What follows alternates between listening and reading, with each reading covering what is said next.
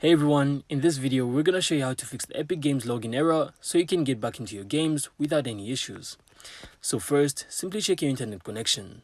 Seriously, a slow or unstable connection can usually cause login problems. So simply restart your router or switch in networks if possible. Next, you're also gonna have to make sure the Epic Games launcher is updated. So simply try opening it, and if there's an update available, install it before trying to log back in again. Now another tip you can also try, guys, is simply clearing the launcher's cache. So to do this, simply press Windows plus R at the same time, then type in %local updater %. From there, you then have to go to the Epic Games launcher folder and delete the saved folder. So this resets temporary files that can usually block your login. Finally, if you're still having trouble, you can also try restarting your PC and run the Epic Games launcher as an administrator. Now after these steps, you should be able to log back in again and play normally. So that's really it. So that's all we had for this video. I really hope you found this insightful, and if you did, make sure to leave a like and of course subscribe. Then we'll see you on the next one.